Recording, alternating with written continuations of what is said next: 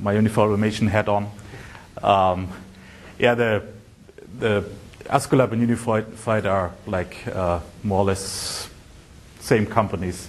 Just one is more for the service part, and unified automation is more for the product side.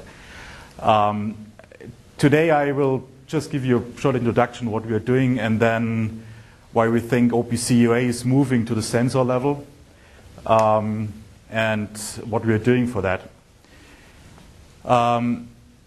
So for OPC UA, we mainly support the whole life cycle of OPC UA. So from building knowledge, so we offer training in different levels. Then for building products, we have different SDKs in different programming languages. And so like Java, we do together with Process. Like Uni mentioned in his presentation, there's some transition phase. So you have a lot of installed base for OPC. So we have tools like UA Gateway that you can use to translate between the classic OPC and OPC UA in both directions. And UA Expert is a heavily used test tool to verify like if an installed server works, and also used by developers. Then we have a tool called URI Modeler that is used by a lot of working groups for creating the information models, companion specifications. And the main purpose for us is to create then out of these models, create code for the SDKs, so you can directly turn your model into code that you can compile with the SDK. For the SDKs, we have like tools for different programming languages, but also to scale on different levels. Like on the upper end, Java and .NET SDK, that's more used for IT enterprise systems, and C, C++, and NCC SDK more for the embedded and low-end embedded devices. Like I said, the URI Modeler is a very important tool. It's by a lot of people it's just used for modeling, and you can export the model as XML file. That is the standard machine-readable format defined by OPC UA. That comes typically with these companion specifications. But then you can use this tool also to load such models, or the models you created for your own product, and you can create code. And then you more or less need to write the glue code to integrate your information of your product with the information model, but you don't need to take care about all the nasty details of OPC UA. That's done by the generated code. On my theme about moving OPC UA down to the sensor level, I want to use injection molding machines as example. I have a few other examples, but this is a typical thing we can see at the moment is there is, and even for injection molding machines, there are working groups working on companion specifications. So it's even a good example for showing how the vendors work together to make that happen. And in this case, Euromap is a standardization group, a European-based standardization group for standards around plastic production, and important part is injection molding machines. And they decided, I think 2 years ago, to define a standard interface of the controller to MES systems. And this is something that now, like all major injection molding machine vendors agree to, and even I think the last meeting had 60 people in the room, including a lot of MES vendors, and this is now release candidate. And so what we see is like on the MES IT side, Java and .NET are mainly the main SDKs used there. We also see some C++ SDKs, but on the machine side, inside the controllers, it's mainly the C stack based, so C++ SDK and NCC SDK that is used on this side. And then on the a second working group that was started was to integrate or to define the communication between the injection molding machines and handling systems like robots. So this is a second working group in that EuroMap standardization together with the OPC Foundation. And there you see on the robot side, you see also like mainly C, C++ SDK on the robot controllers. And what's added to that picture is OPC UA pops up over TSN. So they have real-time requirements.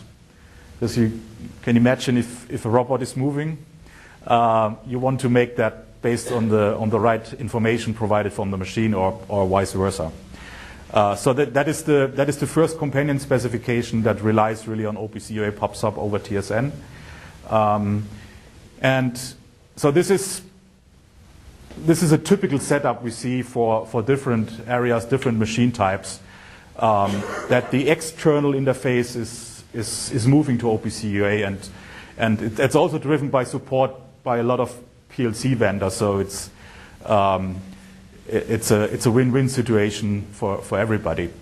But now where's the sensor level coming in?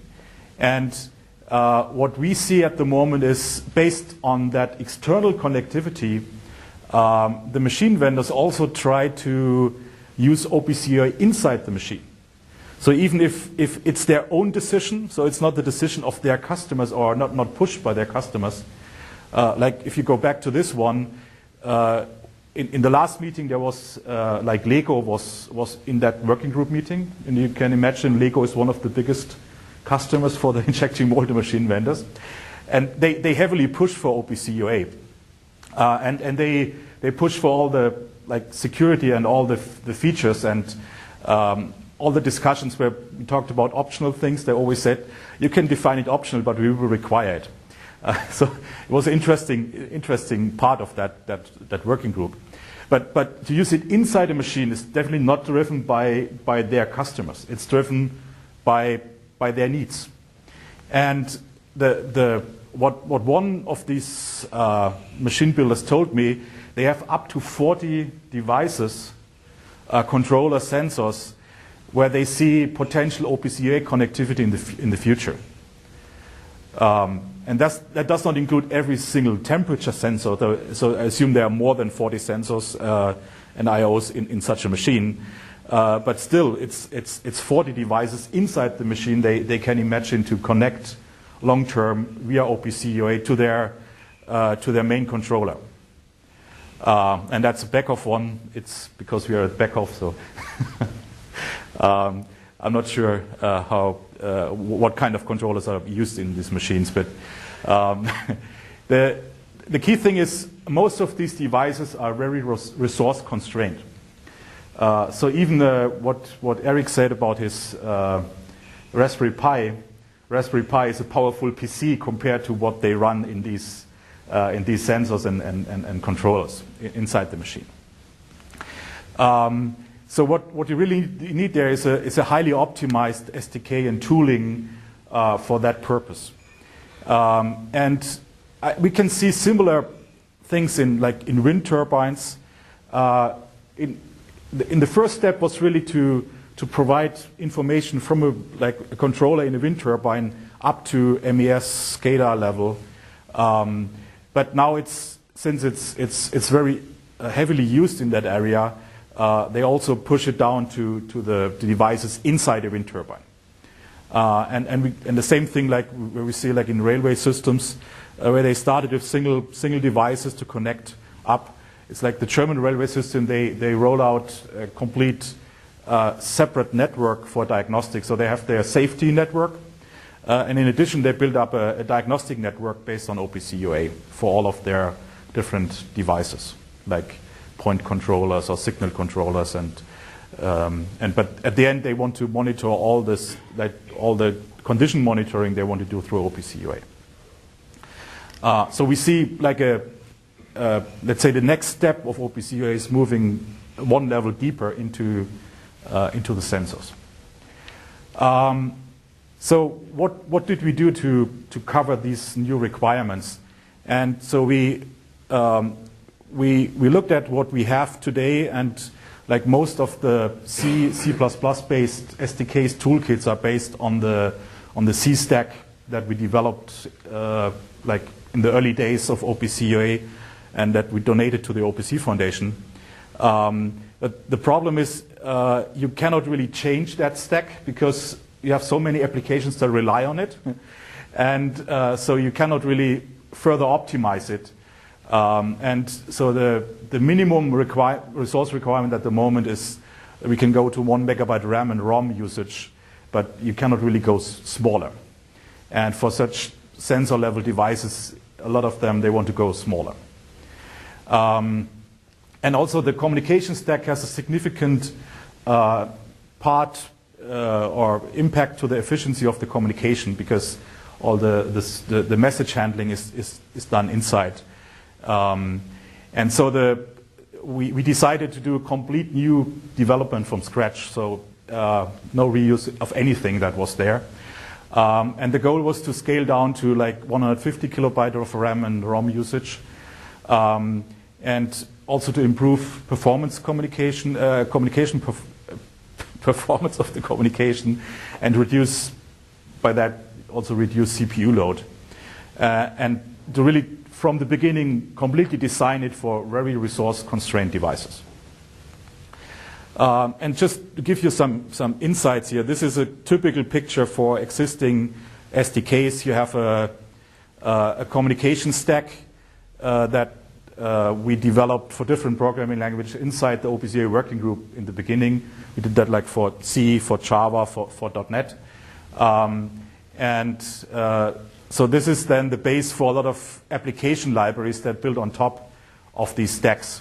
And that's what we provide as our main business model and product is these application layer libraries. And so with the new one that we just released last week, we have a few key features. I think I already said low memory footprint, but one thing is important, that you can create or allocate all the memory if you want at startup, and have memory pools for different kind of, like you can define number of connections, number of subscriptions, so everything that requires resources you can pre-allocate and define what is used. One feature that is very important is, especially if you have, in a lot of sensors you have like more or less a fixed address space, and you can completely run that address space out of flash, so you don't need to load into RAM. And what else is interesting? Look, yeah, there's a concept, a more enhanced concept for distributing load to different threads and processes, so you can even run parts of the process in a sandbox. So if you have environments where you can run processes in a special environment, and there are parts of the OPC UA communication, they are more, let's say, more dynamic and more interesting for hackers to attack.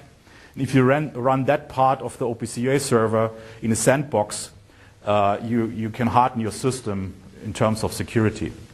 And there are like different security backends, and like what Eric said, we are also working with TPM module providers to directly integrate with their chips, because that's a very important part. So we think the sandboxing and the integration with TPM modules will really extremely harden the system in terms of security improvements.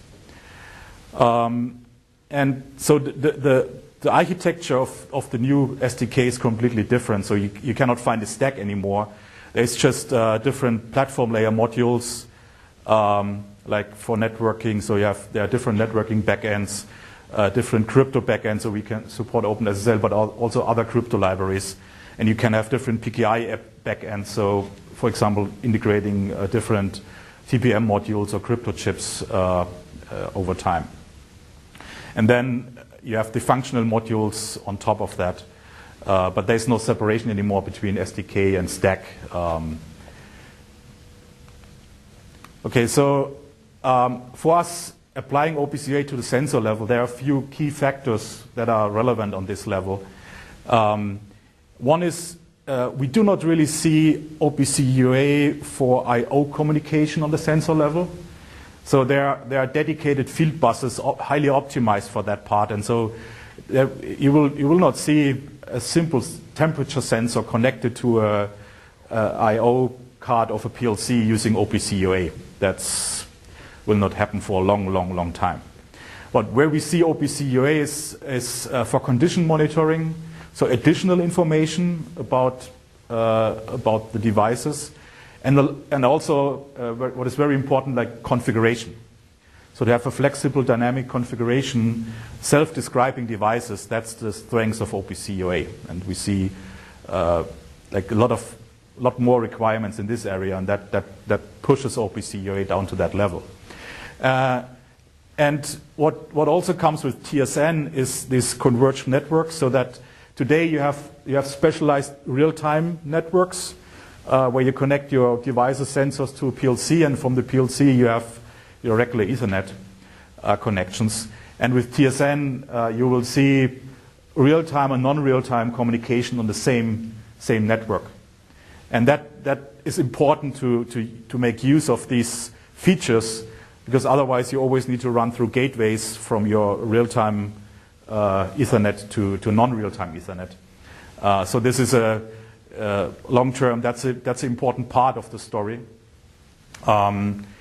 So you need OPC UA implementations that fit the requirements for putting OPC UA into these little devices. So we think with our new high-performance SDK, we fulfill these requirements.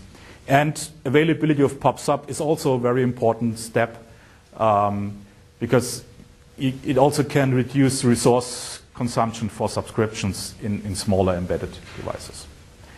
And so therefore we also drive the PubSub standardization. So we do the editing for the spec stuff, and we also lead the PubSub prototyping, and most of the prototypes are using our C++ SDK at the moment.